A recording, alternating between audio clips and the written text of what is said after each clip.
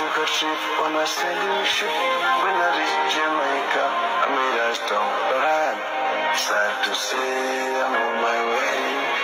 Won't be back for many a days. My eyes was down, I had to turning around. I had to let a little girl in Kingston town. Dear viewers, welcome to the analysis of YOLENO TV. I'm glad you're well from wherever you're watching this channel. Well, I want us to have a candid discussion, a candid perspective on what's slowly unfolding in our Kenya. I've seen pictures of Azimio supporters staying vigil, I think waiting for that firimbi so that they can take it to the streets and embark on the peaceful demonstrations.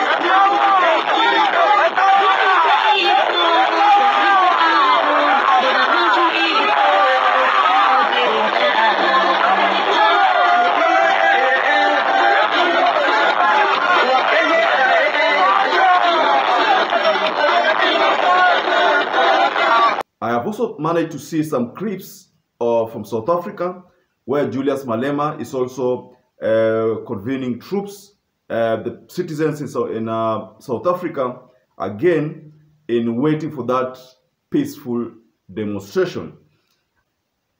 So I stumbled upon a tweet, one of the tweets of Professor Malema Tua, and I realized that there is always need for someone to stand up for the rights for their rights, really. So in one of those tweets, Malema Tua enlightened me. I didn't know, but I always thought that, you know, a patriot is anybody who loves the country. That is, now if the government is not doing the right thing, just keep quiet and, you know, just say, okay, fine, let's move on, let's move because you love the country. I realized that the patriot is someone who loves the country, but always stands up for the rights of the country and the citizens, fellow citizens, and that if the government is doing something wrong, you should speak up. And exactly what is happening in Kenya, the people are speaking up because they are not okay with the issue of prices, the issue of, you know, escalation of prices and everything. So a couple of tweets, I sampled a couple of tweets that should give us something. Like, for example, the case of Professor Malema Tua. We have never seen such gross tribalization of the state in Kenya before. Not even during Moi's Kanu dictatorship, Mr. Ruto has taken exclusion to a whole new unprecedented level. Out of 21 CSS, 11 are Kalenjin, Mount Kenya. Out of 51 PSS, 27 are Kalenjin, Mount Kenya. And out of 50 CSS, 21 are Kalenjin, again Kikuyu. The other 42 Kenyan communities share the scraps. Welcome to Mr. Ruto's Kenya. Hustlers.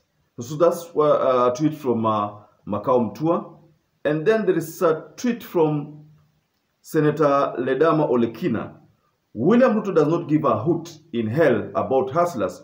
All government appointments, including board members, are done by himself. Cabinet secretaries are summoned to State House to sign the Gazette notices. Ruto makes colonial masters look more like philanthropists. I mean, that is a take from Senator Ledama Olekina. So you realize that these two tweets already give you a picture of why the people why the people could not wait to take to the streets and conduct a peaceful demonstration. In a civilized nation, you know, civilized nation, like for example South Africa, peaceful demonstrations will always be allowed because you are not affecting the operation of the government. The government is just supposed to listen to you, and probably if they feel that they are wamebanwa sana, they just act, or they call you for a sit-down meeting, then you deliberate on issues. If it's the issue of server, then the government just initiates a way of making sure that the provider opens that server so that both parties can feel contented. If the servers are okay, so those parties can feel that, okay, fine, if we go to the 2027 general election, we are okay that this server is giving us credible results, actual facts, not cooked facts, not cooked results. So I think this is the bone of contention. The bone of contention here is not really chasing William Samoei Ruto out of the State House, but it is this server to be opened so that the reality or the truth can be known. There is nothing that hurts anybody as being denied the truth. If you're denied the truth, then how do you make some good decisions on how to progress in future? It is not going to be possible for Azimio and Kenya Alliance to still feel free to be party to the next general election because these servers have not been opened. Of course, there are people who say that these servers could have been tampered with. That cannot be far from truth because it could have been that they could be tampered with. Because I did an analysis on why Smartmatic is coming to Kenya. It's like it's forcing its way into the country and a brand is being registered here in Kenya. So that means it's like it's going to set its base here in Kenya and control the whole of Africa. That would be a very dangerous move. Mind you, Kenya has always been regarded as one of the best countries matters of ICT. And I think that's the reason why Smartmatic has chose Kenya. And probably because now, soon after they avail their system for the August 2022 general election, now they feel that they can take over the whole of Africa. I think the move of Smartmatic here is to take over the whole of Africa. So that's why you find that this move by citizens... Mimi baba nataka kukuambia ya kwamba Wakenya wamechoka na mtu anaitwa William Samoei Ruto. Mimi nataka kuambia William Samoei Ruto, tarehe 20 tunakutoa State House. Tarehe 20 Wanjiku watapata haki yake. Ile ahadi uliambia mama mboga lazima aipate. Wananchi power! Wananchi power! Mtashirikiana na baba. Mtatoka ama mtatoka? Mtatoka ama mtatoka? Tarehe 20 ni kuvaa viatu zinaitwa sneakers na tight kwa street. Tuende tukatoe mtu anaitwa William Samoei Ruto. Kitu kingine nataka kusema nimesikia mtu anaitwa Kimani Ichung'wah anaambia Ruto asitishike, ati maandamano ni kitu ya kawaida. Nataka kumwambia tutaandamana hadi ile siku Wanjiku atapata haki yake. Ile siku unga itashuka ikuwe shilingi 50, shilingi 90 bob. That's the day tutaacha kuandamana. As long as tumbo zetu ziko na njaa, tutakuwa kwa street. Atuachi, tutaandamana hadi siku tutapata haki. Mko sawa ama mko sawa? Mko sawa. Nataka kushukuru watu ambao wameanza maandamano, watu wa Migori, watu wa Narok, pale Mombasa na Kenya mzima. Tuendelee kushikilia Raila Amolo Odinga, tusimwache nyuma. Hii maandamano si ya Raila, ni maandamano ya Wanjiku. Tuko sawa wananchi? Tuko sawa. Vijana power. Mtashirikiana na baba? Mtashirikiana na baba? Tarehe 20 mtatoka?